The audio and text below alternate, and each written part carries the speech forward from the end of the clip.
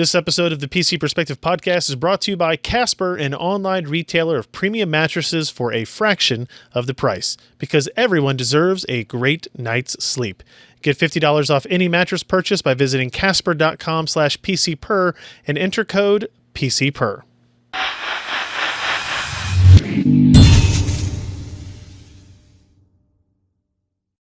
Hey everybody, welcome to the PC Perspective Podcast. This is episode 367, being recorded on September 16th, 2015. I'm Ryan Schraub.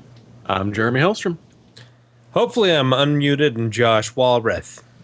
And I'm Allyn Malventano. You look a little blue, Josh. Are you blue? You got a blue screen on, Josh? Let me see now. Josh here. No? No. No, he looks all right.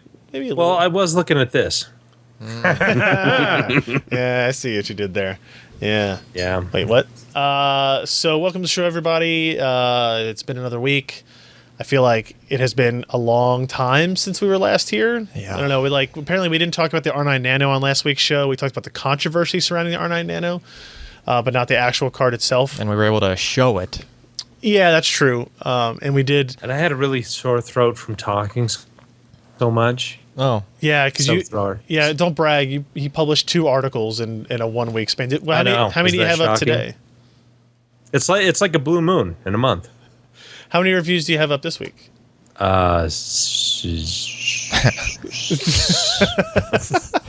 As many as you have pixels.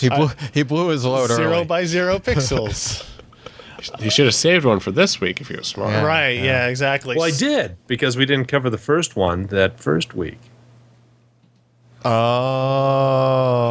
Remember? Motherboard review was posted on Wednesday, but we had so much to talk about. Yeah, it's like, you know what, Ryan? I'm going to take one for the team. Yeah, I'm you going to are. take one for you. Yeah, thanks. I We're really not going to appreciate talk it. about my content. No. So we host this show. It's at pcper.com/podcast. You can find RSS, MP3 downloads, past episodes, all that good stuff there. We do record the show on Wednesday nights, 10 p.m. Eastern, 7 p.m. Pacific, at pcper.com/live. So you want to come join us, hang out in the chat room while we record the show, you can do that. And if you need a gentle reminder of that event that is occurring, you can go to pcper.com/subscribe. And you can get this little page here where we ask for your name and your email address, and we just send you a little email notification, usually about an hour, a couple hours before we go live for either the podcast or any other streams that we happen to be hosting that day or week. So if you need that little gentle reminder, stop by to pcper.com/subscribe and sign up for that mailing list. That's literally all we use it for, despite Josh's wishes for the content. And it is a gentle reminder written in the most genteel of language. I'm a very nice person in those emails. Guaranteed not to offend. Right, yes. Josh does not write those emails. Exactly. Correct. We'd have more viewers if you did. If I offended people? No. Or if I let Josh If they write were it? Josh Tech emails. I could just change the email Yeah, list that's another to list. say it's coming from No, Josh we should just Tech. make another list. The Josh Tech list. If you would like to be notified of our live streams by Josh Tech, sign up for this list instead. We don't want you here anymore. So let's talk about Longer, the R9 Nano. harder, uncut. Yes. It reaches across the table. So we showed this last week. We don't have a whole lot of other stuff like physically here to show you. But the R9 Nano review did go up. It's been up for about almost exactly a week. So the chances are most of you listening to this have read about it. So I'm not going to spend a whole lot of time talking about it. It is an incredibly small, incredibly powerful video card. In our review sample, it performed within, let's say, 5 to 10% of a R9 Fury. Yes. And within 15-20% of a Fury X. The primary competitor from NVIDIA at a similar form factor is the Mini, like this Asus DirectCU 2 or DirectCU Mini GTX 970 card, significantly slower, say 30 to 40% slower, but also significantly less expensive, let's say half. Okay. It's actually a little bit more than half, but this is like $350 to $370 versus the R9 Nano that is $650. It's a lot of money for Still, it's a lot of money. very little GPU. Yeah. So, I mean, I feel like we've talked about everything there is to talk about the Nano. Maybe we didn't, but I do believe that most people have read the reviews. Hopefully they have. They've seen our video review. They've looked at all these pretty pictures here on our review page as well. Specifications wise, it's still an impressive product. It has the same number of shaders. It does run at lower clock speeds. I guess I'll go ahead and show some of that. I do have a page here called GPU Clock: The Real Story. that shows something like this, right? So this mess of a line graph demonstrates 6 different games running on the R9 Nano and what GPU clock speeds they showed over about 100 seconds of time, of benchmark time. And you can see like the green line here stays near 1,000 megahertz, which is good. It has some dips down, but does come back up and settles around a gigahertz. That's grid 2. You see this kind of light gray line at the bottom that starts real low, under 850, has some spikes up, but tends to come back down and settle below 850 megahertz. That is BioShock Infinite. And everything else in between does something else a little bit different, right? The dark blue line here is Metro Last Light. It's pretty low. The orange line is Crysis 3. It's pretty low. GTA 5 and Battlefield 4 go a little bit higher than that. That's 25 by 14. If we look at the same games under 4K, they're all lower. Okay. Everything is lower again. And all this is because the GPU, the graphics card, is attempting to balance how much voltage it uses and how much power it creates or dissipates, I guess, to stay within 175 watt TDP. And that's what allows it to stay in this form factor with a single 8-pin power connector and, basically meet the specifications that AMD put out so that, if you put it in a system built for 175 watt GPU dissipation, it'll be able to handle that. So this is kind of the first time we've seen a card really do this in that way where it's such a high variance. GPU boost has been around for a while on NVIDIA's side, but we don't usually see this big of a variance from game to game. But we also haven't seen a card that's taking such a high-powered GPU or potentially high-powered GPU and really restricting it down to a smaller TDP. And you should look at these graphs and not see a negative. Right. I mean, it's doing what it's supposed to do.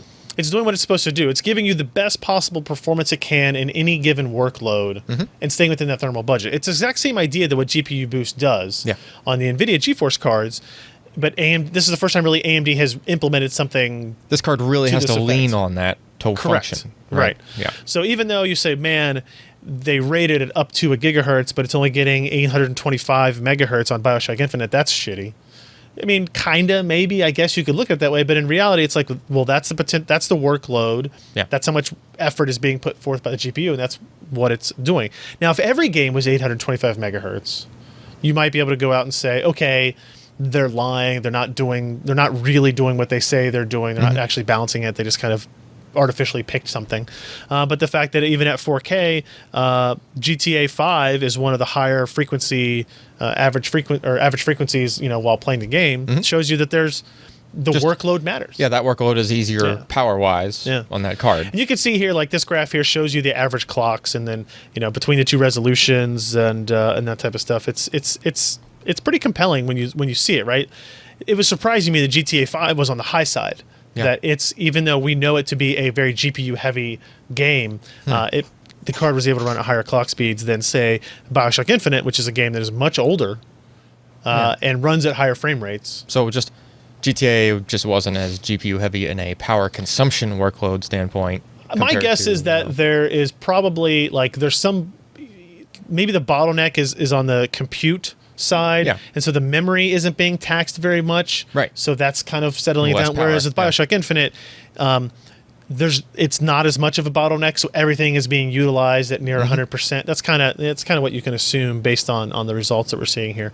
So it's pretty cool technology, and for this doesn't mean anything in terms of platform to platform or GPU to GPU performance, but I knew people were going to ask, well, okay, does the GTX 970, this micro card from Asus, does it have the same variance levels? And you can see here in our testing, it is GPU Boost does have variance, but it's always been fairly consistent. Okay. You can see this yellow line here, which is Battlefield 4 and the 970, and it has a little bit of variance as it goes. And it's not dropping it down very far compared to what its maximum was at the beginning. Right, either. Right. And nothing more, it's not as much as what we get across here, right? So there is more variance on the R9 Nano, but like I said, I don't really think it is a negative necessarily. Yeah. It's just an interesting design decision, I guess. If we look at noise, we did have some issues with sound. this card had a lot of coil whine. There were some other reviewers had the same kind of thing. Yeah, a lot of reviewers saw coil whine. And this had a lot of it. And again, our sound measurement testing hardware doesn't really put all that in perspective. It just kind of gives you an idea of what to look for. So it's small and compact. It's not quiet, either from coil whine or when you get it in a case. The fan spins pretty fast to keep that GPU running as cool as it can. And that's actually kind of a benefit because the air movement It's white noise. of it and the air movement of the CPU cooler that tends to be a little bit faster in a mini ITX chassis is white noise that covers up coil whine. And the coil whine is like a variable thing as the frame rate changes, so that kind of helps, I guess, ease people into it. What I noticed about this one, though, is it tends to whine. Like other GPUs, when they do have coil whine, it'll tend to be during loading screens or something like that. This one, you can hear it while like the game was playing. Yeah, you could. You absolutely could. So it was a different kind. Yeah. Right. You can see here, this is the, we did build it into a small form factor case. This is the Cooler Master Elite 110, I believe. Yeah. Mini ITX chassis. We use the MSI board. I think I talked about this board last week. Are you making it Nano? Z170. Oh yeah, I'm making it Nano. Make it Nano. Maybe if you make a nice enough Nano, you can win a Nano. Oh man, I could win one? You could. Nice. So we do a build in there. This graph basically is here to show you that the performance of the card didn't change when we moved it into a mini ITX chassis. Okay. Right. Noise levels changed because it had to spin the fan faster to keep the GPU at the same temperature or similar temperature. But you can see the black and the orange lines there are really pretty much identical. So it's basically just a solid regulation based on power draw. Correct. Which doesn't really, the fan does its thing with temperature alongside. Yep. But not really connected with the clock dropping down due to power. So here's an interesting graph that looks at power consumption of the card. The blue line there is R9 Nano stock. The gray line underneath it is the GTX 970 Mini. Okay. And the orange line is if you overclock it. If you go into the control panel and you take the power limit of the R9 Nano and set it to its maximum, like plus 50%. Okay. So the GPU can go faster, right? It's drawing as much as 225 up to 250 watts. It looks like there. it did add almost perfectly 50%. Yeah. Yeah. But you can see, like, if you look at the R9 Nano in blue, how it's very consistent. Like, there's variance, obviously, in instantaneous power draw, but it's a very flat line. Whereas if you look at the same benchmark run in the orange line, it's varying more as the workload changes. Sure. Right? Because it has more potential headroom. And then the gray line there shows you that I was actually really surprised. It only used like 120 watts, the GTX on the 970 970 Mini. Yeah. For some reason, I had in my mind that it was going to be closer to the 175 mark, and I had to like do some sanity checks and like, okay, what did it actually draw? A reference 970 actually draw? And I think it had a TDP of like 145. So and it didn't hit that. Yeah, really. it's low. Yeah, it's lower than I remembered it being. I guess because we've been testing 980 Ti's and stuff. Right, I was used to like 980 Ti's, 250 watts, right? Yeah. But remembering that the 980 was only 165. I think so. And the 970 is 145. So it does kind of put things in perspective again there. And then in terms of that overclocking, this is what you get, right? So if you adjust that power limit up, we saw how the power consumption increased, but your clock speeds also increase. Which game was that? This is Metro Last Light. Okay, so that was one of the ones that was more limited before. Right. So you can see at stock settings, we're running, about 875 to 900 megahertz on clock speeds. But once you turned up the power limit, you did kind of hit that 1,000 megahertz level pretty easily. And you can see there's what your clock speeds are. Our average went from 885 to 997. Okay. On that. So that's what you're overclocking. And if you do overclocking above that 1,000 megahertz, you're basically running into the same limits that we saw with the Fury and Fury X, which are about 1,050 megahertz. And they get really mad, hence the name. Yes. Yeah. So Very angry. So I'm guessing that quote that keeps getting thrown around about the overclocker's dream thing or whatever for this. They never claimed it about this. It wasn't? No, they claimed it about the Fury X, the water-cooled card, which was complete crap. Okay. They never claimed that would be what this card is for. Okay. And if that's your goal, don't buy this card. Right? That's kind of like my conclusion to this is it's an expensive card in terms of performance per dollar.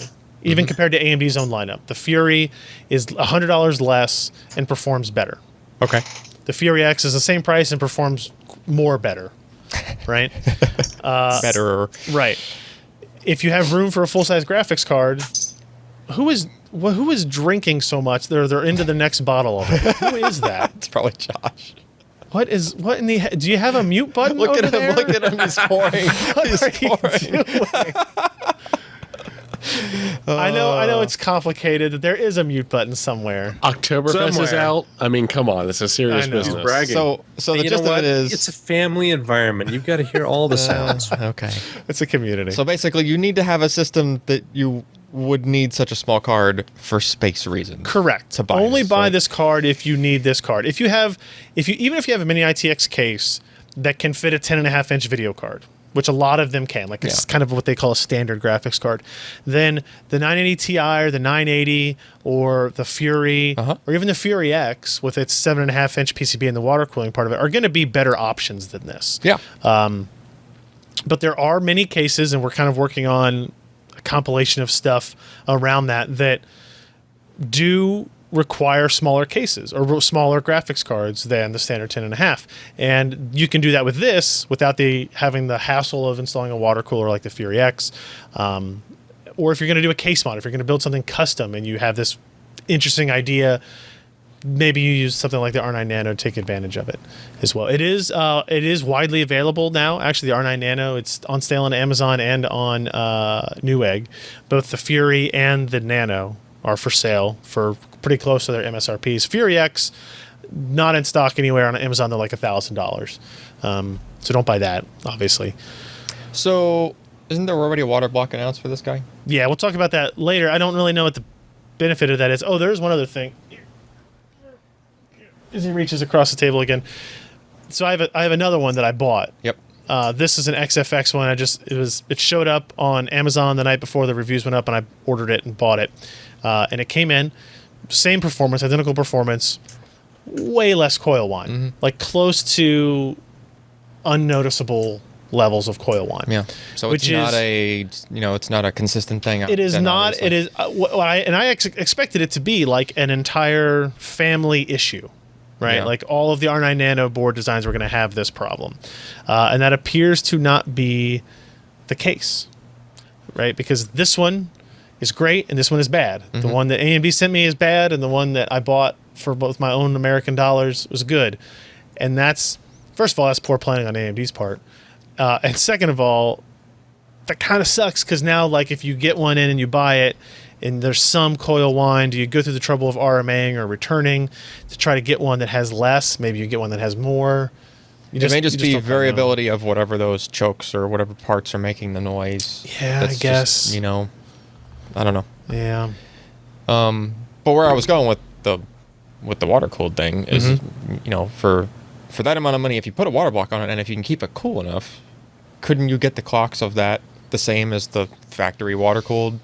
Yeah, version sure. of it? I mean, but it already costs the same as Right. the factory water cooled without a water block But isn't on it. that a little bit shorter even? It's an inch and a half shorter. Yeah. Yeah. So you can have an even smaller card that's water cooled. Same parts on it. Again, if you don't have, Right. if money's not a concern, Yeah. yeah, because you have to buy the water block, which is going to cost more, and you have to have the rest of the custom loop stuff. Right. That Well, if you're doing that, you probably already have the rest of that. well, maybe. Stuff. Yeah, but I mean, the Fury X is a self-contained deal. That would Right. be a not self-contained deal. So, I like I said in the conclusion here, I really like this card. It has a very specific, fairly niche audience. Yeah. I don't have a problem with the pricing on it because AMD is targeting that specific enthusiast, right? As opposed to trying to go after, the Fury is the card that they want to target the general enthusiast. The Fury X is a specific person, and the Nano is a specific person.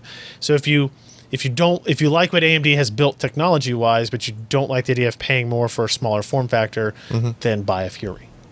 Right, that's pretty much where we're at. So we'll have more on the Nano as time goes by. Maybe, probably, we'll see. We're trying to see if we can get 2 or 3 cases that require the Nano. Oh, yeah. To kind of demonstrate.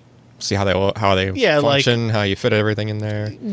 is it useful for anything? Like, is it cool to do that? Like, we have the Elite 110. That's one that shows off its need for it. But what other cases are out there that do? Those cases are pretty interesting small. designs? If they're small enough where you have to have that. Yeah. Those are pretty small cases. Yeah, And they they are. kind of get hard to work in when they are that small. Yes. Trying to cram all But that once you have a stuff in build, there. they're pretty cool. Once it's built, it's great. But that's the It's case. Like, you know, mini ITX, pain in the ass to build in almost all of the time. if it's in that size case, yeah. Just mini ITX case is what Yeah. I'm saying. If Like, it's in a small case, yeah. I kind of like the idea of even if the card, depending on the case, even if the case can take a 10.5-inch graphics card, getting the shorter PCB and maybe stuffing a radiator in there where you couldn't necessarily fit Yeah. it before. It all depends on the I layout think of the Sebastian case. found a but- case that could fit a 10.5, but if you put a full size graphics card in there, you couldn't have as many. You didn't have as many storage options, like for hard drives. Yeah. I think is what it was. Yeah, 8 into the bays. So if you have a smaller card, then you could have more hard drive space. You know, there's interesting ideas for that. Go ahead, Josh. You know what? It kind of. This is an interesting academic discussion because we can go back to classical definitions of supply and demand. How do you think supply for this card is? I mean, in overall thousands of units. Not very high. Maybe. Yeah, but- I'd say 6 to 10 would be my Yeah, guess. Okay, well, I would agree with that. But they're still available everywhere. So what does that mean about demand? Oh, yeah. Well, okay. Or the price is too high. You know, and we Goes had into this demand. discussion over Twitter. I said, That's you know, demand. if they had it $450, it would have been sold out everywhere. Yeah, No but- doubt about it. But let's be fair. Like, we shit all over AMD when the Fury X was launched because you couldn't find any. That's true. And so now we're going to crap on them because you can find them in stock. Well, Right, like no. This again, we're going back to an academic discussion. Is AMD hit a really good spot with Fury X in terms of performance, price, and what it brought to the table. You can't get one because of the intangibles and the tangibles of what you buy with that money. But with Nano, you get, it's less power, it's a smaller form factor, and it doesn't perform as well, but it's got some neat bells and whistles, but they're charging at the same price as the Fury X. Would it be better for AMD to lower that price, to ship more product, and to actually balance out that whole supply-demand thing? Or do you think that it's a better idea to keep it up high and still have plenty of product available to maybe make people think, I don't know, that they're producing enough? I mean, this is a topic I can see all sides with. I mean, personally, I do think that if they had to put it at $550, they still would have sold it out. But then it provides, competition to the regular Fury. But And where do you put that? there's our Fiji GPUs that can't sell anything else that they're taking a probably loss on, or at least a substantially lower margin. I don't disagree that Since if you they're price highly it bin lower. chips. Yeah, I don't disagree if you price it lower, they'd sell more. But what's the benefit of selling out in 2 days if you're going to sell out in 2 months anyway for $100 more per card? Right? We don't know if that's going to happen, I guess, but Yeah, we don't know that, and we don't know their actual production numbers or how much they're adding to the market on a month-by-month basis. But, maybe in the next month we'll see some price adjustments to try to maximize their earning potential with the products that are actually able to produce. right. I mean, that's all they're trying to do, right? Is maximize that. Whether that be we think we can sell this many at this price, but we think we could sell more of them for $50 less if we could sell enough to cover that difference. They would do that, obviously. But everybody tries to do that all the time. That's what every company does with every product release. And plus, it's fun to, poke fun at the bean counters at big corporations when I'm just sitting in my office that's really dirty on a podcast. And, I mean, that's get paid what a few we're dollars for it. supposed to do. Yeah, Sure. Yeah, Maybe they it's sell through. easy to be a critic. Maybe they sell through because of lack of availability for the Fury X. So people go, well, Buy that in a water block. Move on. I don't know. Let's move on to a couple of other quick things. One is the Skiva. That's right. You heard me. The Skiva Powerflow 7 stand charger. That's what that was called. What a fantastic name. this is a It's real not quick. Skiva, is it? No, I don't think so. Scurvy. Okay. I don't know how to pronounce it. You sure it's not Skoda? What is this? What country is this? What language was this in when I was trying to do I don't remember. But Allyn and I learned it's pronounced Skoda this week, so maybe it's Skiva. Yeah. Well, maybe it is Skiva, but I'm a dumb American, so I'm going to say Skiva. This is what this is. You're basically looking at a 7-port USB charging stand device. This is for people who have multiple phones or multiple tablets, live in a house with people that have multiple devices, or whatever. You have lots of friends over there always trying to charge their Or crap. a school or a business. Or school or a business, right? And the idea is pretty simple. You see all those USB ports on the front. You can charge it up to 2.4 amps output from each of those simultaneously. All 7. All 7. All right. And then those little plastic dividers are meant to help hold up your tablet or phone in a neat way, right? So this has a power button. I don't whatever. So here's what it's supposed to look like, right? So here's some of the tablets and phones we have around the office, all plugged in and charging. It looks nice, and it's more organized and kind of setting a whole bunch of stuff on a shelf or on a countertop. Now the problem is, as you can see here, Cable management. If you have cable management's a pain in the ass when you have 7 USB cables kind of hanging off. That kind of ruins some of the clutter-free aesthetic that you get out of the device with the stand on it like that. The solution that this company has is this little device, which is a short cable that has that's a micro USB cable with a Lightning adapter on it. The problem is that cable is It was more than $10, or it was I think just a little more it was than $10. $10, I think, for that one from the same company, Skiva, that sells it. It's really handy and it makes things a lot more organized, but it is significantly more expensive. The charger itself is $65. That comes with the base and the AC adapter for it, no cables. And then the USB Link Short Lightning Duo 2-in-1 is $10.75. You can find the same like Amazon Basics Lightning cable, a 4-inch cable for $7.50. You can find short USB cables for like $2, right? So if you're only going to use USB cables, you can save a lot of money that way. But the idea is nice, and I think it's surprising. If me and my wife at home, there's only 2 of us, but we each have a phone, we each have a tablet. I'll usually Got have a baby monitor. Yeah, well, I mean, I'll usually have an extra tablet with me that I'm kind of testing. My watch, my Pebbles charges through USB. My headphones, my Bluetooth headphones charge through USB, and it's easy to suddenly say, oh, okay, my dog's ID trackers that are on their collars charged by USB. All of these things I can plug into those ports and try to keep things a little bit more organized. So even But how do you get the dog to stay by the charger? They're very good at sit stays. They're very good at long-term reactions there. So it's $65. It's a neat little device.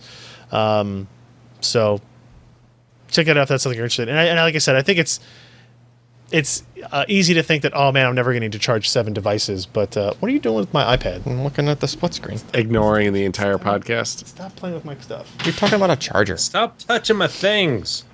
Exactly. I've got a wife and 2 kids and Yeah, I heard 3 that. Last time I dogs, 2 checked. cats, maybe a hamster or 2. Okay, no hamster, but most likely rodents. But we all have things we could charge, and that'd be handy It is. in one place, and people wouldn't be losing cords all the frickin' time. That's true. Yes, they would. There are cheaper 6-port and 5-port chargers. What's Same that company? What's the company that we Anchor? Like the ones that are like a brick. This is it just keeps things more organized, right? When you have them kind of up at an angle. I'm looking at it over there on the shelf, and it's a little bit neater, easier to grab, easier to separate, as opposed to stacking them all on top of each other, worrying about scratching each other and all that type of stuff. So, just something to look at if you're interested. What we're going to talk about next? We're talking about wireless networking. This is the absolute worst thing to ever test in the world, because we live in such a noisy environment around my house that depending on what time of day it was, and when the sun was shining down on us at 7,200 feet, my results could be radically different with the same equipment in the same place. Yep. Yeah, and what even more interesting is that this is a killer networking product that Sebastian actually really liked. Yeah, it's kind of depressing. We poo-poo on them quite often, but it's mostly because of... It's Qualcomm, right? It is Qualcomm now. So, I mean... No, Or Rivet? Broadcom? Rivet? Is the Rivet Networks? Didn't one of the big ones buy them? I thought Qualcomm bought them. I don't remember now.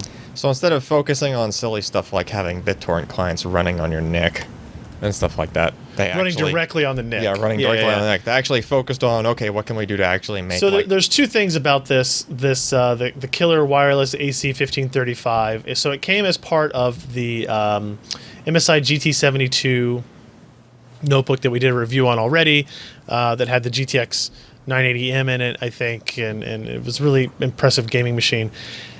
This has that wireless AC controller, and it's interesting for a couple of reasons. One is killer software. The other is that it's the first, or one of the first, to use multi-user MIMO. It's MU-MIMO, MU standing for multi-user, MIMO standing for multiple input, multiple output.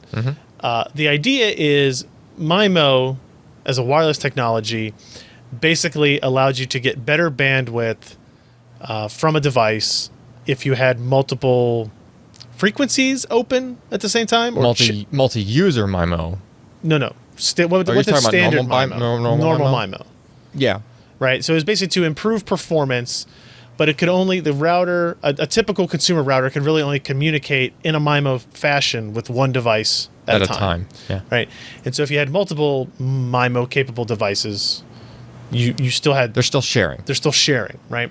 So with MU-MIMO, multi-user MIMO, it's using beamforming to allow the same performance improvements on multiple devices. And again, the number that you can support depends on your router's capabilities, right? How many antenna it has and how many it can address at the same time.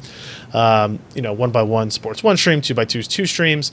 And then once you go beyond that, you again get into the whole time splitting, sharing type stuff. So MU-MIMO is interesting, especially... I thought it was MIMO. No. I think it's MIMO. It's Really? not I've always heard it as MIMO. It's not a word. MU-MIMO. No, it's not. But, Whatever. But typically, people have always said MIMO. I said MIMO. Because it's all about me, Mo. Word. Anyway. So what, the interesting thing here Kind of like is... GIF? Like, no, that's not like GIF, because it's a GIF. Carry It's on. only GIF. As you were talking about, testing performance of wireless is really hard to do consistently and reliably. And one of the things that you'll notice is, maybe you upgraded to a new 802.11 AC router. You have your iPhone and your iPad and your laptop. They'll have 802.11 AC. And sometimes you're doing something and you get really awful performance and you don't really know why. So if we skip past this individual stuff, the test that I really like here is... where's it at? Where you have two devices Killer sent us a router that supports MU-MIMO, obviously, to do this testing with. So you have one device that is using it. You start a transfer. It's running at, I don't know, let's say 40 megs per second. And you start something on a second device, and it's going to like 8 megs a second. It's like, why does this make any sense, right? This router is supposed to have 3 gigabits of wireless bandwidth capability. Why is it doing that? And it's because the first device is kind of hogging all of the timeshare, and it is utilizing it all, and it's not sharing it effectively. Multi-user MIMO allows you to do that. So they went from Sebastian, who did all this testing, and it took him a long time. He did a lot of work on this. So if he started this first transfer, it was going at 36 megs a second, and then the second one went at 8 megs a second. That was with MU-MIMO disabled. When you enable it, you have much more consistent sharing. So the Dell system that only runs at 20 megs per second, but it is a 1x1 device. The second system is now running at 20 megs per second as well. So instead of getting one at 40 or one at 30 and one at 8, you're getting both at 20. And that obviously will change based on the router support, based on how many channels, like it's not channels, but 2x2, what is that called? 2x2, 3x3. Number of antennas, number of radios. Yeah, like how much support it has. and all of that respect will affect kind of what your overall performance is for a device. But the MU-MIMO just means that more clients can attach at the same time and improve the experience for every user, as opposed to whoever happens to have gotten preference first, whether it be that you started your transfer first or your device just has preference on that router or whatever. And you also did see some raw performance throughput gains. It looks like he went from 255 megs per second to 321 megabits per second in that regard. So there are some just kind of raw bandwidth improvements to go along with the kind of multi-user improvements. Yeah, it's beamforming, and that's good stuff. There was some trick to getting it enabled or something he was dealing with, but once he figured it out. Yeah, and I think it was probably like a non-retail firmware, probably, because probably wouldn't ever. I don't know if you'd ever want to disable it necessarily. That's the thing. I wish this would just immediately become the default on everything. It may be. It's going to take it a little bit of time. I think. Yeah. So the other thing he tested was the killer software on the MSI laptop itself, right? And it's an interesting, the GUI's kind of Windows 8-ish. It's using apps. Yeah, it'll probably be updated. I'm guessing or whatever. Something that's a little bit more standard looking. Now that Windows 10 is out there. So the basic idea here is that you can set priority on applications. You can set limits on applications for upload limits, download limits. That's pretty cool. It's some stuff you can do in the router, but you have a little bit more finer grained control of it when you can do it on your local PC. And he uses one of these examples, right, where he runs a torrent download in the background that's not throttled in software in any way. And then he's playing TF2. I think it's TF2. Is that what it was? Yeah. And his ping goes from like 35 seconds up to like 700. Right? Why is that happening? Because your bandwidth is all, especially your upstream, is all being sucked up, and basically you're waiting in a queue. So anything that's going out from your game has to wait in line behind a whole bunch of other data that's going out. Yeah.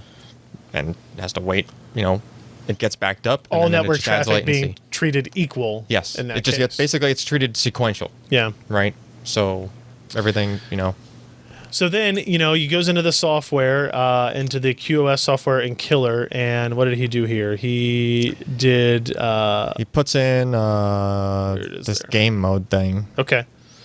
So it basically puts priority on the gaming traffic, probably UDP. It could be that, or it could just be... It's probably just...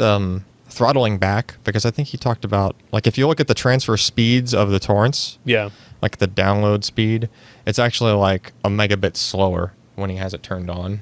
Okay. So typical QoS thing is it figures out what your max speed is, and then I'm thinking this is just adaptively doing it, and then it adaptively pulls it back just a little bit.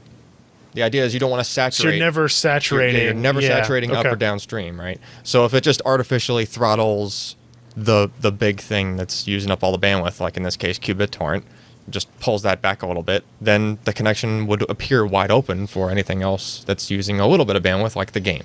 Right. So in this case, the ping to the TF2 server only went up by 10 milliseconds when running the torrent client. And like you're saying, if it's only 1 or 2 megabits less than actual bandwidth, you're not losing a whole lot of performance and speed that way, but you are getting a much better kind of overall experience for it. And this is the same kind of thing that you can do in some router firmwares. They tend to not get it right. Really? Well, they're just kind of guessing what the traffic is. Well, no, you have to put the numbers in. Oh, okay. For those, they're not adaptive generally, right? But you kind of have to know what you're doing, and you have to know what your max bandwidth actually, like you're not what your ISP said, but what you're actually getting. So you kind of have to test that yourself, right? And, so it's complicated, right? It's not just a checkbox, right? Where this is, right? It's just a little button, hit the other thing, and all of a sudden it's handling it for you. It's kind of cool, right? So having an application-based, application level control over it's nice. So he said he basically went into the priority for his torrent application and set that priority to low, and went into the browser and set it to high, right? And boom, now it will shape and do things that way. Yeah, that's cool. Now keep in mind, if you have multiple machines on your network, it will if this is adaptively doing it, then if you have something else that starts to download, or your wife starts watching a show on Netflix or something, this should pick up on, oh wait, my max is Your max is lower. It might take it a few seconds to Right. kind of figure it out, but it should. Right. Yeah. Yeah, so I mean, it's interesting stuff. Like I don't. He suggests, kind of in the conclusion of the story, that they should offer this as make a USB device, right? And instead of only being OEM installed type thing. So like if you have a desktop machine, you can run it. I think we just need to see more MU-MIMO devices actually start to come out, right? So like the Snapdragon 820, its modem inclusion does have MU-MIMO on it by default, right? So the more phones and tablets and laptops we see with that will directly translate into a better kind of overall wireless experience for everybody. We'll just have to see how long it takes to get there. Yeah, because you can't just... You have to have MU-MIMO compatible other devices. Like, the more of them you have, not just your router, but the more of those MU-MIMO devices you have in your house, the less likely those non-MU versions are to, screw up all the bandwidth. Yeah. All right, let's take a quick break here before we jump into a handful of news items and thank today's podcast sponsor. That's right, Josh. It's your very favorite sponsor, Casper. Did they make stain-proof mattresses? Well, you can probably have stain-proof mattress pads. I will say this. The Casper mattress that I have does have a zip-off removable cover. Okay.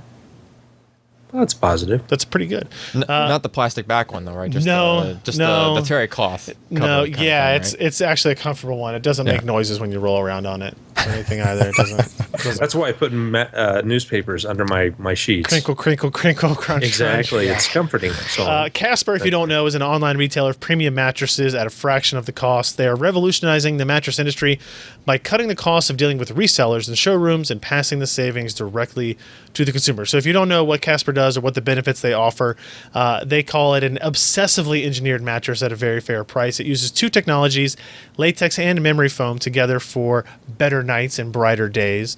It's a comfortable mattress that has just the right amount of sink and bounce, and it provides long-lasting comfort and support. I actually have one of these now. What do you think? I like it. Well, he a lot. doesn't know he's got a kid. He never sleeps in it. That's true. Well, I never sleep for very long in it. Let's put it that way. We got the mattress kind of right as Milan was coming home, and I thought, this is a perfect test because the few hours of consecutive sleep that you get, you want to be as comfortable sleep as possible. And I like it. So I've never really had like a memory foam mattress. So it took a little while for me to get used to it. That is true. Both in terms of like my body actually getting used to it, and then my mind getting used to it about how it feels when you sit down on it and roll over on it and get out of bed on it and stuff like that. But it didn't take long, and I like it a lot. The dogs have no problem with it either. They seem to really enjoy the memory foam. They'll sleep in the most uncomfortable looking positions on the mattress. That says some pretty good things. And with Casper, you can buy it online easily. It's completely risk free. You can try sleeping on a Casper mattress for up to 100 days. Risk-free. So if you don't like the idea of going to the showroom and laying down in a mattress for 4 minutes and going, well, I don't want this guy to look at me anymore, so I guess I'll just buy this mattress. You can avoid that by going to Casper and trying it out. They'll send it to you. You try it out for 100 nights. If you don't like it, they send somebody to come get it and take it away, and you don't have to pay anything back to them. And did you know this? Statistically, lying on a bed in a showroom has no correlation on whether or not it's the right bed for you. I've made that mistake, so I know that. I'd like to know where they get their statistics from. I'm going to a little asterisk by that for statistically. I'm sure they did a survey. They interview people walking back into a mattress store going, right, yeah. On a survey of 100 irate mattress customers, 98% recommended. Casper mattresses are made in the USA. You can get a Casper mattress for $500 for a twin or $950 for a king size. Comparing this to industry averages, that is an outstanding price point. Yep. They ship it to your house in a box. It sounds weird when I say that. And then you carry the 100-pound. Is it like 3 UPS guys coming to deliver that to your door? It's 100 pounds for a king size. Soaking wet? Yeah. Yeah, you carry the box upstairs. It recommends 2 people. I would highly recommend 2 people because it's a very dense item. Yeah. And you have to open it up inside the room with which you are going to install it. Because you open it up, take the bag off. It inflates. And it basically like poofs out. What were those things you used to put in the water and they expand like little pills? Yeah, the little dinosaur Shrinky dinks. Oh, yeah. Was that the little shrinky dinks? You put it Something in there like and it poofed. Oh, those were the big ones. The shrinky dinks where the big becomes the small. Yeah, they went the Yeah. opposite way. Okay. But no, these are the little What about the dinky capsules shrinks? that had the dinosaurs in there. You throw them in Yeah. the water and Yeah. they expand. This doesn't have like an explosive expansion, No. Aw. Depends on how big of a room you're in. but it was faster than I expected it to be, for sure.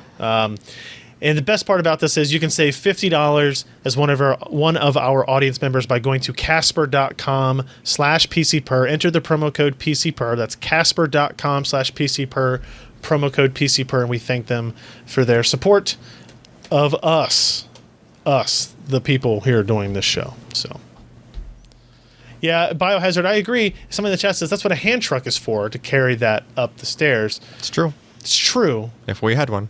I had one. Oh, you did? It was still angle of stairs, not the best. It's pretty steep. Pulling something in my 100 house. pounds upstairs is still not fun. It's still not fun. It's still Yeah. not fun.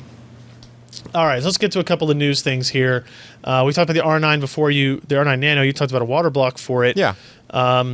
Jeremy, what do we know about this full cover water block? Do you have a price or release date? It Oh, looks it's pretty just cute as a button, is Yeah, what it it is. Look how nice that looks. Yeah. It's pretty sweet. Oh.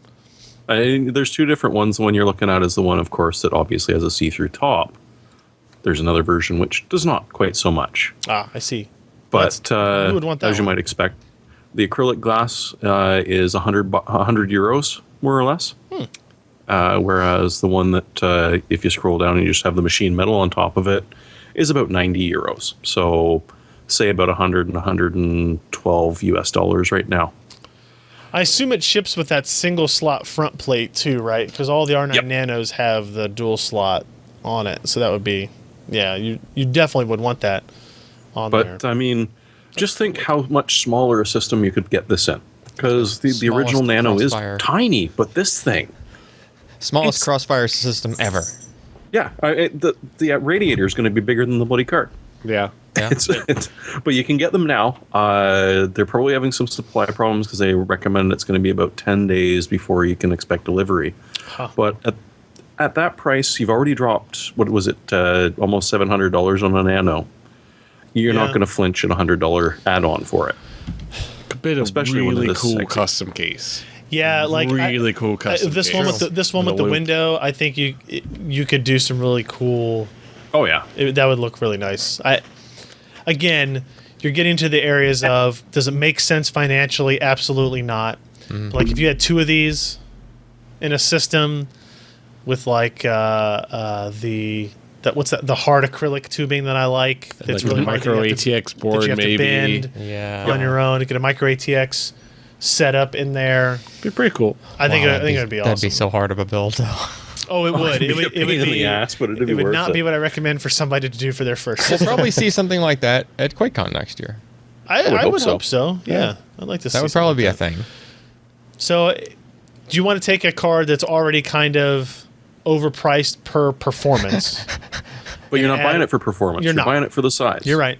You're right. Yeah. Yeah.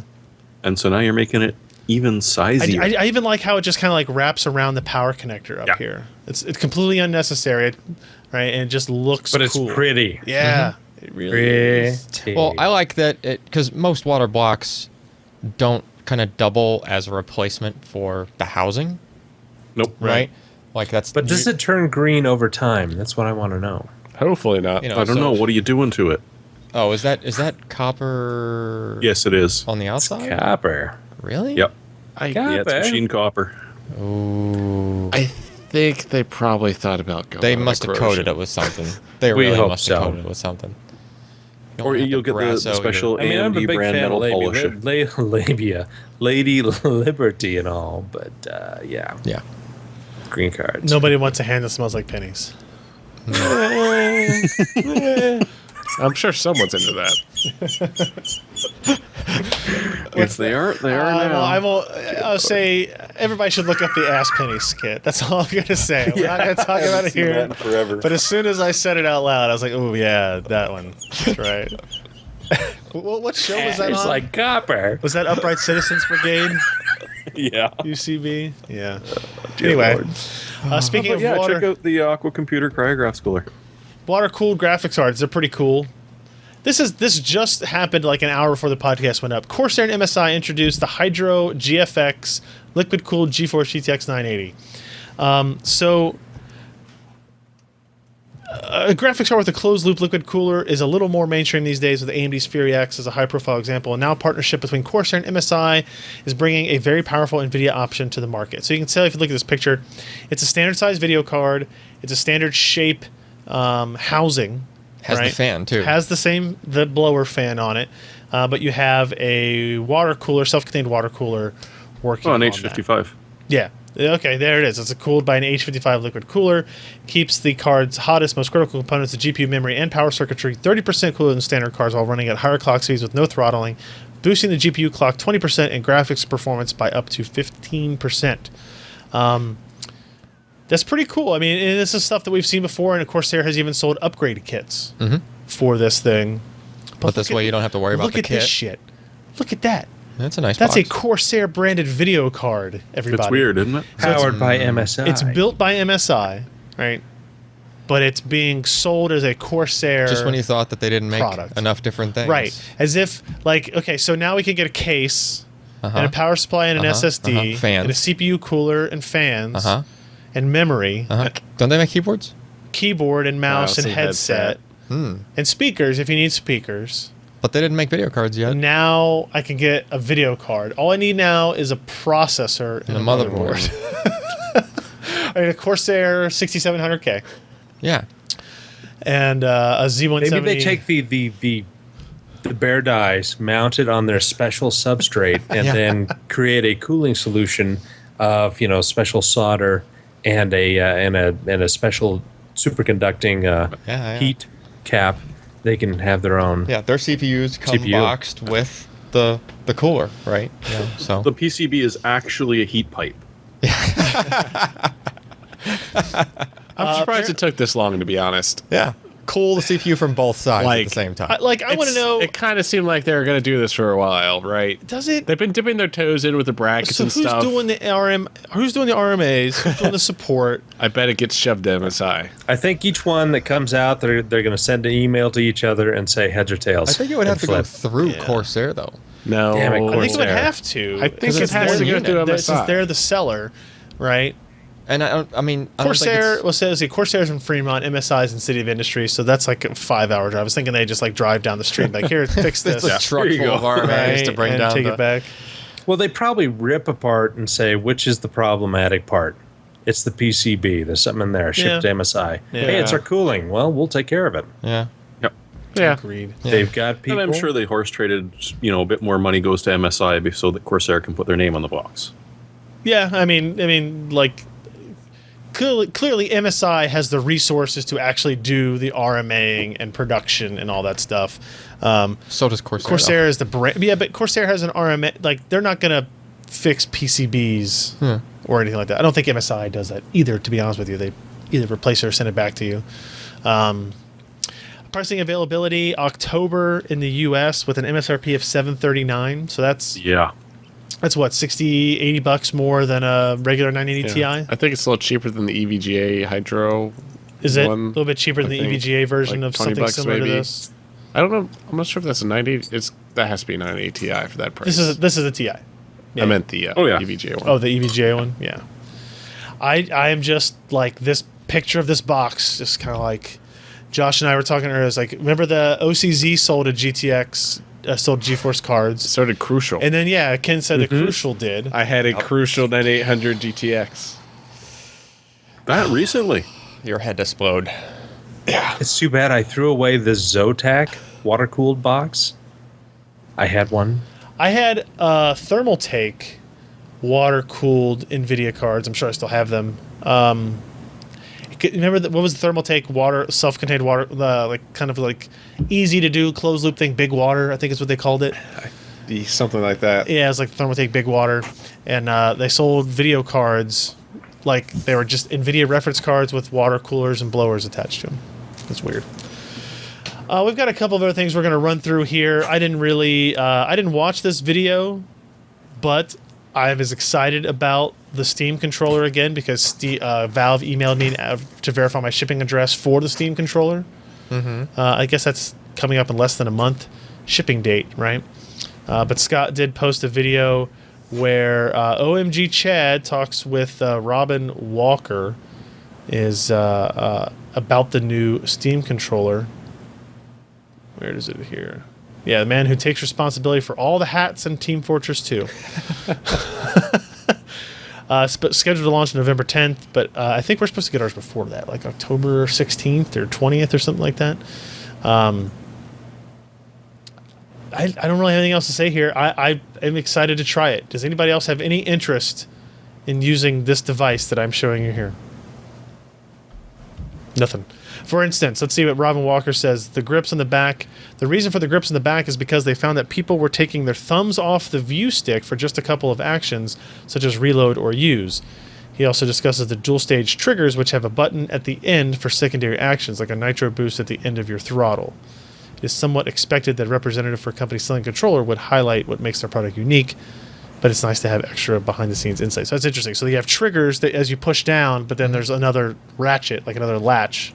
There's a click at the end. Like a click at the end, like on a key travel, maybe to somewhat. That's pretty cool. That is another input. Mechanical controller. Yeah. It'll be cool to try. It's something new. Like, maybe it'll be awesome. We can't really tell. Some cars have that at the bottom of their gas pedal. It's called kick down button. Really? Yeah. So with force is the transmission of downshift. Mine does. Yeah. Does it really? Yeah. You hit the gas pedal to what you think is the floor, but then there's another There's definitely eighth of an more. inch. Yeah. So what happens if you just do that? If you hit the button, Can't Like really. you can't go all the way down and it's all in one it's motion. hard enough more. Is Well, it? you could. It's more enough that. But what if you hit it really hard multiple times and suddenly you're past red line in first gear? It doesn't go that far. Or what if it's like in the games where it just automatically goes into reverse? Yeah. Sorry. down, reverse. No. And then all your engine Relationship with transmission has decreased. Yeah. Back triggers are cool. Or back, like the buttons on the back are cool. Yeah. I'm looking at this picture here in this video from PAX, and I hope it isn't really that shiny, like fingerprinty in real life. Yeah, you don't really want a glossy controller because No. you're kind of sweating on it. And Yeah. You'll have white stains and it's Yeah. awful and you got to It'll explain it to scratches family. real It's- easy. Yeah. Very fingerprinty. We'll know in less than a month. What else we have? The Dell XPS 12 might be a Surface Pro alternative. It seems like everybody has a Surface competitor now. Ken, you saw the Lenovo one. Yeah. The yoga. How about that Apple one? Apple has one Yeah, with the well- iPad Pro. Sort of. Kind of. It's close. Beat you. It's still running a tablet OS, so it's useless. Yeah, probably. No, it has a stylus now. It has a pencil. Or, sorry, Thank you very pencil. much. It's a pencil. So the Dell XPS 12, which, man, the naming scheme is getting to me because like the Dell XPS 13 is nothing like this. It's a laptop. It's a Yeah. really Well, great I mean, laptop. This is kind of like a laptop. I mean, I guess they really need some different letters. it's a 2-in-1. It's not a laptop, right? By the way, the fact that we use 2-in-1 instead of convertible is stupid. Blame Intel. But Intel No, blame apparently- Asus. Intel tried convertible for like 2 years and it never caught on, so they said, okay, we're moving on to 2-in-1. yeah. Designed to easily transition from laptop to tablet, magnetic connection enables one-handed transition. Wink. Display optimized in tablet mode, productive mobility and mobility base. What else we got here? 4K monitor. I like that they call it an 8-megapixel world-facing camera for sharp photos and videos. It's just the back camera. world-facing. What the world is not in front of it. Half of the world is behind It's you, and half only- the world is in front of you. Yeah. At any given moment. But it faces the whole thing. As laptop soon as takes you to someone space. labels it the outside the asylum camera, I'll just buy it. Yeah. You guys are familiar with Douglas Adams and So Long, Yeah. Thanks for All the Fish. Okay, never mind. No. Just have Thunderbolt 3, uses a USB Type-C connector for 40 gigabits per second of bandwidth. We don't know what processor we'll use. Obviously, it's going to be Skylake of some kind. We don't know if it's Core M or a Core i5, i3 type of thing. Really hoping i5, i3. Yeah. It looks like it has a kickstand. Yeah. So, there It's you go. kind of interesting considering last week Dell started selling the Surface Pro through Enterprise. Oh, yeah, that's true. So people that only have Dell service or hardware contracts can buy Surface Pros. Right. But it looks like they're going to kind of push their own. This might be more consumer facing than Enterprise. Yeah, I mean, it's so. XPS, so it should be. Like, the XPS brand will be consumer facing. Yeah. XPS is supposed to be a consumer brand. Is Latitude like even an active brand anymore? I don't know. I mean, yeah, it's not a good one. It's not Fair a good enough. one. But I don't know. I really have been impressed with the XPS 13, so I'm looking forward to any derivative thereof. The XPS 15 sounded interesting to me, and I'll give the 12 a shot as well. This was interesting. NVIDIA sent this along. We usually don't just kind of push stuff that they email us, but this was really cool. Apparently at PAX, they had some artists use the Vive controller and the what are those? The Vive headset, and what are the controllers called? The is that what it is? Aren't they like nunchucks or something? Or So you can they're custom. Project One. So you can see what they're doing is they're making art in 3 dimensions in VR. And if you watch this video, we're showing a little bit of it now. Oh, Totoro. It's really cool how they pretty do awesome. it, right? Because you're able to like move around in 3D space and get behind something and adjust it. You see him as he draws that, he kind of looks around. You see the video of them creating it almost like it's a sculpture in space, wow. right? And it's really cool. So apparently they had 30 minutes to create some work in this setup using, I guess, are they using Unreal? That is pretty just badass. Look at that. Yep. I mean, it's really cool looking, and you can imagine how much they'd be able to do if they had, more than 30 minutes. This was like hey, what can you do real quick Yeah. type of thing. Looks like who did they get? They got artists from Uber Entertainment, Double Fine, Witherend, Creative, Penny Arcade, Northway Games, and Valve. Look at that! Look at those. That's pretty cool. Didn't they have a Disney guy that did Yeah, this Glenn in a Keane did it separate too. environment? Say it again, Jeremy. Glenn Keane. Oh, okay. He's essentially the guy where if you say that kind of looks like it's a Disney thing, that was the dude that drew it. Oh, let me see. We've got his video here. So I linked to a Vimeo video of it. Let's see. Let's jump ahead. Jump into it a fair bit. Okay, jumping ahead more. There's the hardware. Okay. He's drawing aerial. You can see that already. My wife He's really will be good at very it. proud of me. Like- This is this For is knowing that. probably the more impressive. This is than- impressive as hell. Yeah. Oh, is he going That's to just make impressive motion Is he, tracking on the controllers he's making a in real 3D time. aerial. Yeah. Yes. He's not drawing her flat. Well, the other things we saw in the video one were 3D I know, as well. but like And the smile on his face is also you don't kinda- normally see a cartoonist drawing 3D cartoons. Is my Yeah. point, right? Like, I think her face is still going to be flat. so it's cool. So he's walking through the bubbles to her. That's really cool. Josh, don't get any ideas, Josh. Nope. Too late. No ideas. Is that the end? What's going on? No. I don't know. Oh, Vimeo. Yeah, Yeah, sometimes No more, no more for you. That's pretty cool stuff. I mean, I have no artistic talent or capability. And I don't think But, I would like- if I put this on. No, that's not going to change anything. gonna change. But I would love to, like, have those people's creations be built. Oh yeah. You Now, can what's look at important somebody's is art. in all those things is they have this big empty room to walk around in Yeah. as well, It's true. right? Of course, your art gallery is going to look like that too. Yeah. Oh, I thought you that's said you had true, a bunch of pictures. Here, put these on. Oh. Apart from that, it's going to be an empty room. I heard some rumors about like places that were being built that were like giant rooms with Okay. like foam.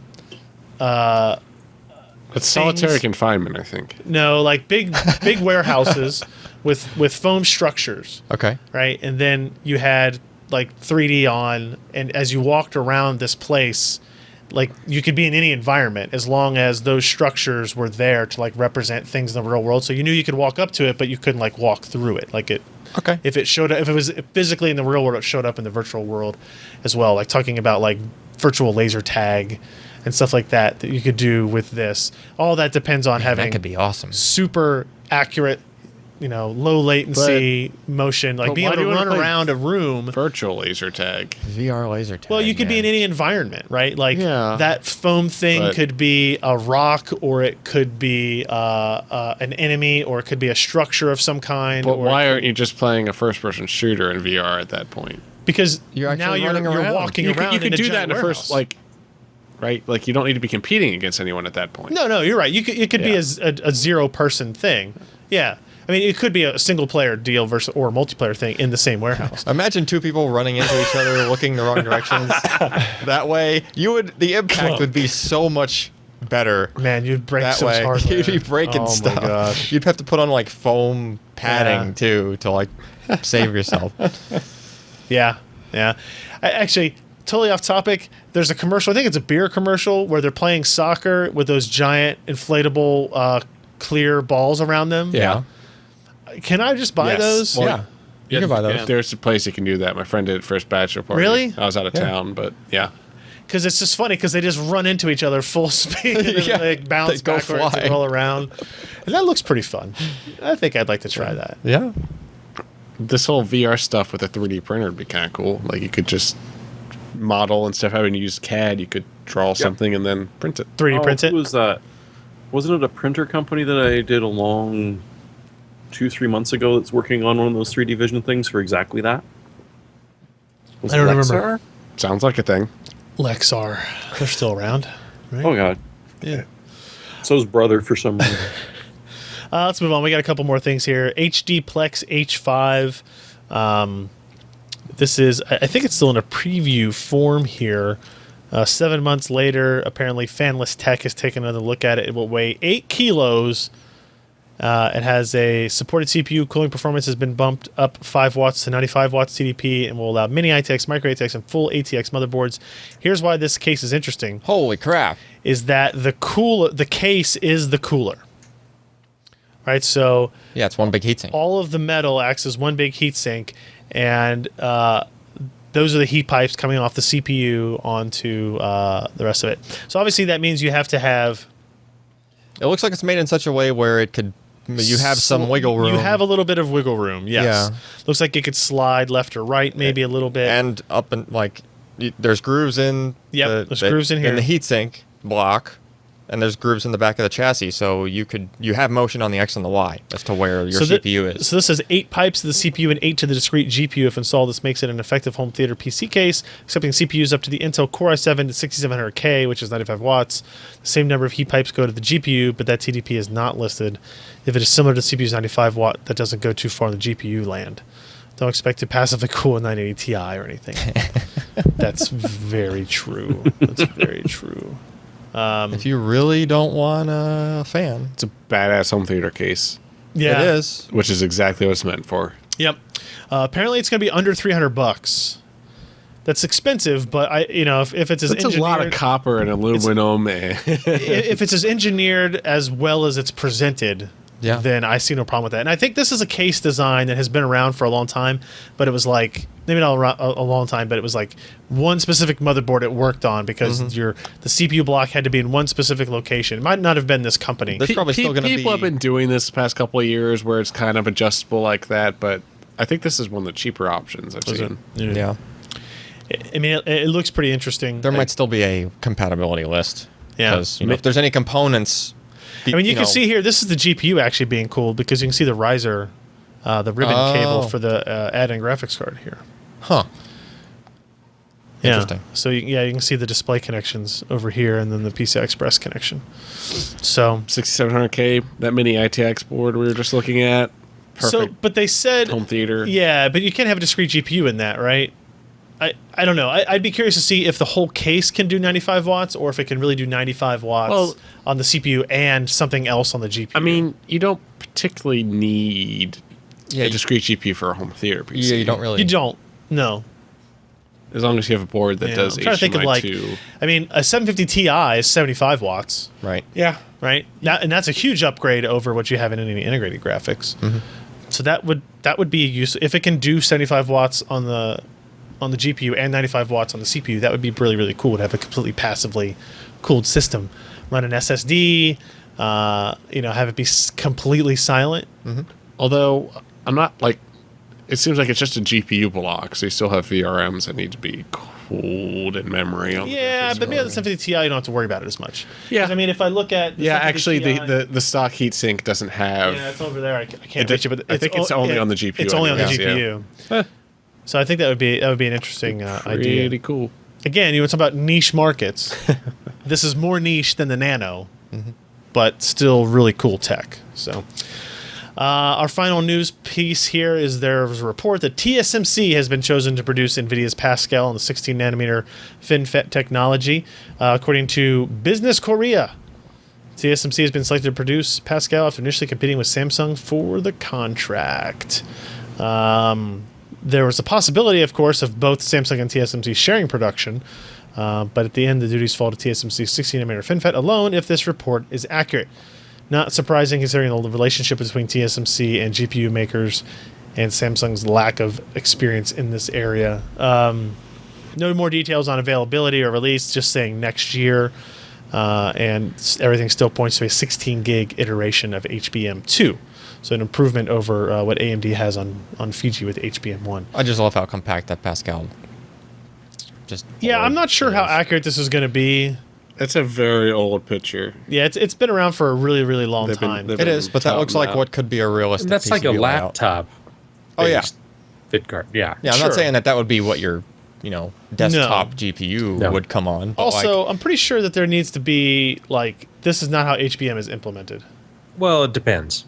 Like, You can there's no implement it that interposer way. It under depends there, right? on the. I think there is. The interposer could just be that. Yeah. Okay, if you say so. That just looks like a piece of substrate to me. It does look like, but Yeah. the interposer has got to be there to be HBM. Okay, so maybe this graphic just might not be accurate. Yeah. Gotcha. It's kind of like, the original 3DFX Voodoo 6000, how they had multiple configurations, Sure. but they didn't figure it out until the end where it still didn't work. Yeah, it's that. I mean, what do you think about 16 nanometer for Pascal? I mean, it's got to we've got to be time to move It's past got to be 28, FinFET right? Plus. It's not going to be regular 16 nanometer FinFET that they're starting to ship right now. GPUs require more power. They've got to be a little bit faster, and FinFET Plus is going to be the product that TSMC is probably aiming. It could have very different power characteristics than what we have seen in the past. We might, in fact, see GPUs that will not get anywhere close to 250 watts TDP just because of limitations in the process technology. Certainly, they will still be faster than what we have now, and you can pack more transistors in. You can still run them pretty quick, but you're going to be looking to go more wide than you are in clock speed and overall power consumption.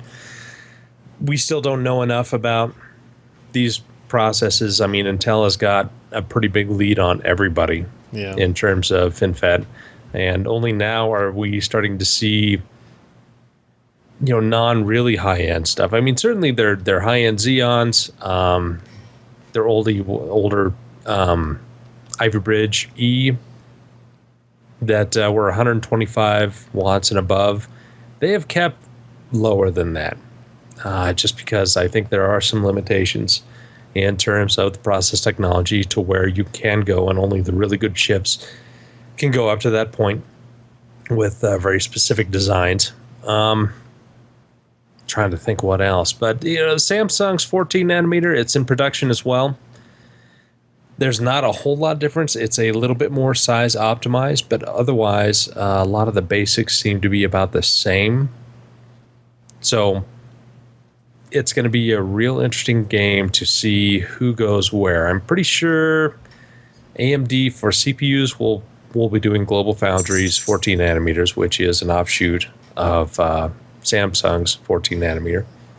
Right. But it's a real crapshoot about where the graphics are going to go. I mean, they have a very, very long relationship with TSMC. They're used to the engineers there, the tools that they use, and just how they do the design flows and standard cells. They could go one way or the other, depending on where executives want to send the money to which foundry. So it could be that AMD will help global foundries get a little bit more off the ground with these products, or they could just keep CPUs with global foundries and GPUs with TSMC. We'll see. Yes. I'm ready for a move on GPU process technology, regardless of where they go. I think I'm ready for it. I think my body is ready, Josh. I'm certainly ready to get off the 28 nanometer node. It's old, it's crotchety, doesn't smell as nice. Reminds me a lot of Josh. Yeah. Yeah. All right, let's get to our picks of the week. Before we actually start them, though, I will give a quick shout out to reader and listener of the podcast, Tony Morrow, who stopped by the office today. He was one of the winners of the Logitech G29 racing wheel contest that we had. He happened to live, I think it was like an hour and a half away down in Louisville, and he stopped up today, hung out for a little while. We gave him his prize, saved me on some shipping. He got to hang out and look around the office, and we asked him some questions about networking crap that he did, and he asked us some questions about storage crap that Allyn was doing. Yeah. Yeah, it was fun. So thanks for stopping by, bud. Good tap. And have fun with that wheel, Yeah, buddy. I guess. You may have been using the one that was used by these hands. Smell like copper. So wash it. They smell like pennies. Yeah, wash it. Smells like penny. You know it's not your hands that smell like pennies after you handle pennies, right? It's a bacteria. Yeah. Pennies. No, it's the not the copper breaks pennies. down- It's not the pennies that smells. It's your hands Copper that breaks smell. down your Yeah, that's the thing. It is your hands. yeah.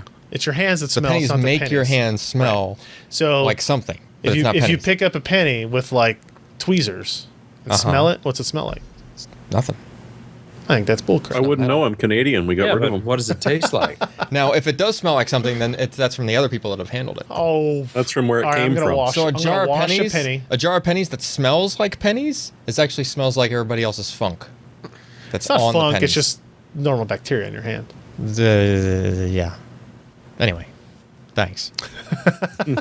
Now you smell like Allyn. All right, picks of the week. Here we go. I'm cheating on mine and just going with that stand charger that we talked about earlier. It's $64.99 on Amazon. It is one of those devices that has this incredibly long, unnecessarily so descriptive name on Amazon. Stand charger, 7-port, multi-USB charger station, 7 times 2.4 amps, fastest speed, 84 watts, universal compatibility, AC wall charger for iPad, iPhone, Samsung, Android tablets, and more. Model number AC121.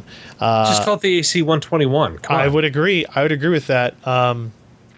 It's a good device. It does exactly what it's supposed to do. If you are one of those people that has a setup like this, where you have all these wall warts in different places throughout your kitchen, so that you can have many things plugged in all at once, this will help you out a lot. I do wish. The only thing I wish is they maybe included a couple of these shorter cables to help put you on the right track of a little bit better organization of those things.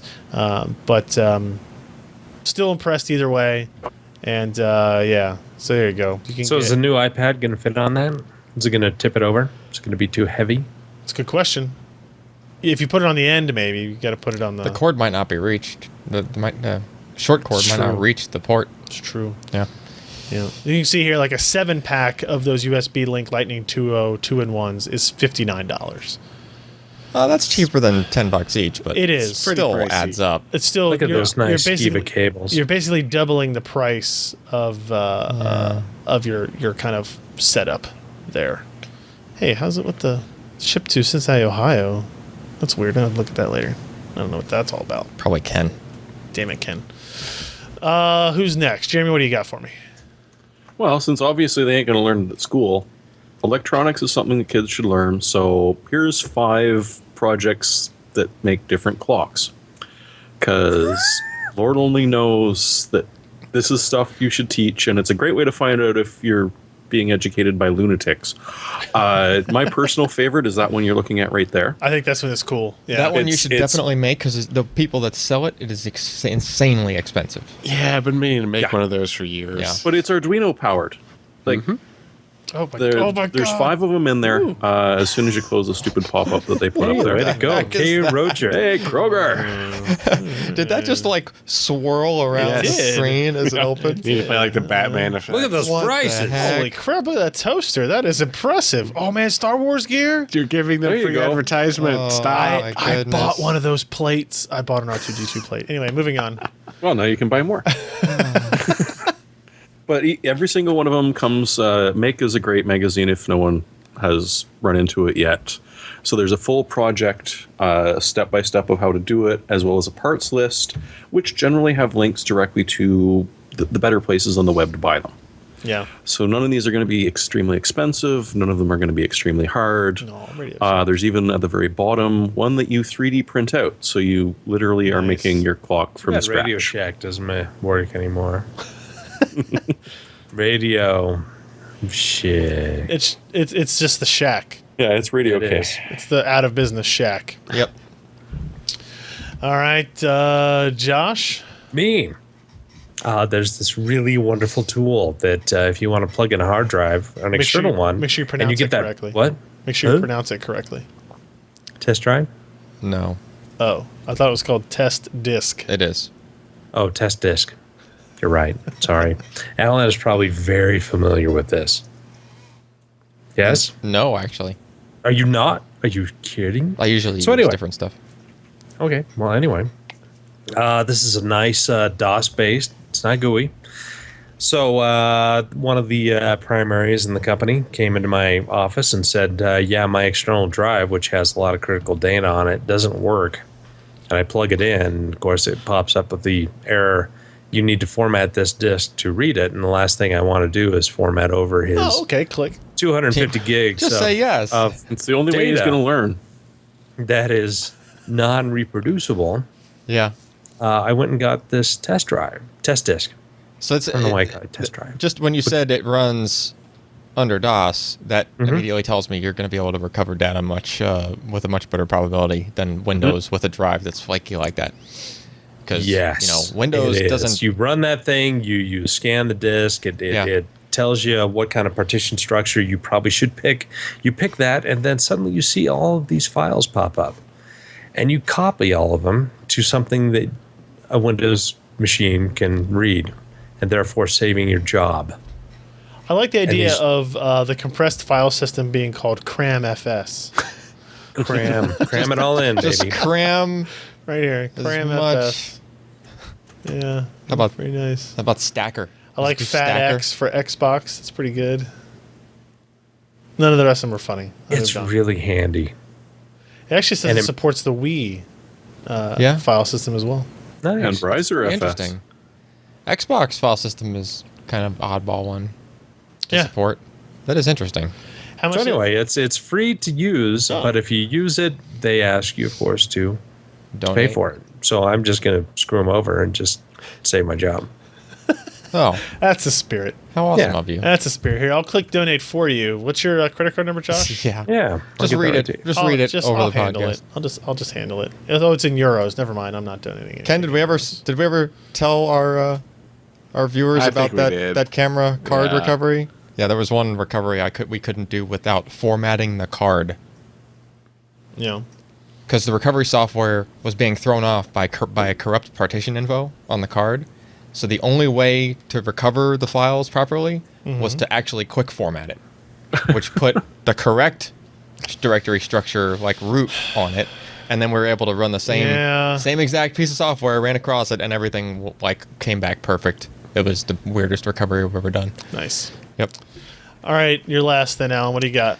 So if you have Samsung drives and you don't use Samsung Magician, especially if you have 840 series stuff that has not yet been fixed, hint, hint, Well, they just released the fix. no, What?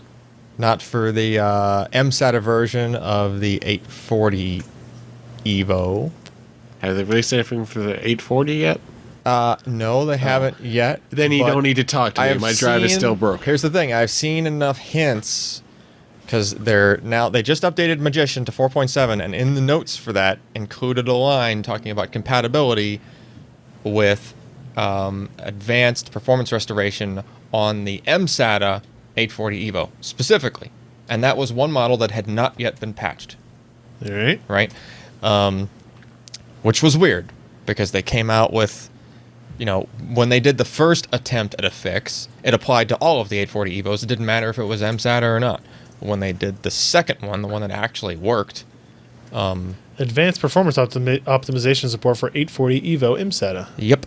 So, at a minimum, I tried that, and of course, it can't do the optimization on an mSATA 840 Evo yet because there needs to be a firmware push to it as well.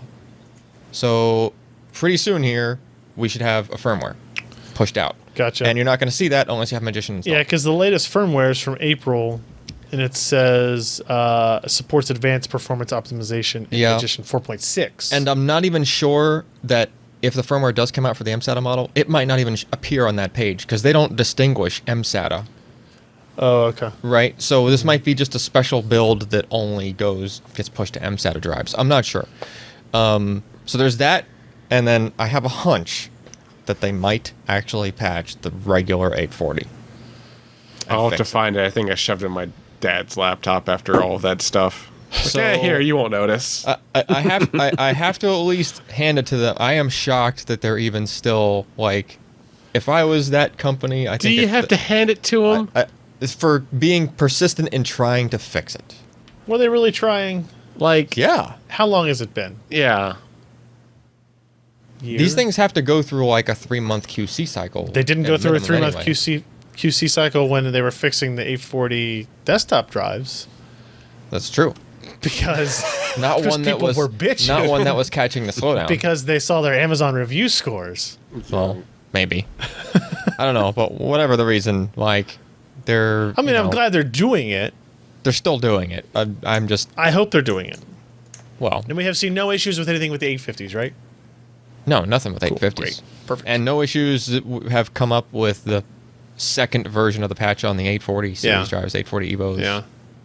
That last fix fixed them. It's been a while. It's good. Anyway. So that may be coming. Maybe coming. So if you got those drives, make sure you got Magician on there and keep spamming that firmware update button. All right, everybody, that's going to wrap up the show. This has been the PC Perspective Podcast. You can find us at pcper.com/podcast. You can find us at youtube.com/PCPER, twitter.com/PCPER, facebook.com/PCPER. And we record the show Wednesday nights, live stream it out, pcper.com/live. And again, one more reminder to pcper.com/subscribe if you want to sign up for a mailing list so I can send you a gentle reminder about our live streams when they do actually occur, so you can be here for all the fun. Gentle, very gentle. You hang out in the chat room that I monitor here, and we'll have all kinds of interesting discussion topics for you to enjoy. I guess that's it. I think we'll be back next week. We'll probably be here. Somebody will be here. Probably. I may even have a review. Not this me. time. Let's not jump ahead of Not ourselves. overpromise. Let's under promise and over deliver. Here we can. We may have a content next week. Next week, maybe. there might be content that might also have something to do with the fact that I will not be here. I will be in Korea, Okay. I come from Korea. North or south? Seoul, South Korea, Oh, Samsung. where Samsung is. There's a lot of other companies there. LG is there. But the only reason I've gone to Seoul, Korea for the past 3 times has been Samsung, and there has always Sole been- reason, eh? And then the sole reason, yes. Just saying. And on that note, So something I'm might Ryan be coming. Shrout. I'm Jeremy Hellstrom. I'm Josh Walrath. And I'm Alan Mamatano. Bye.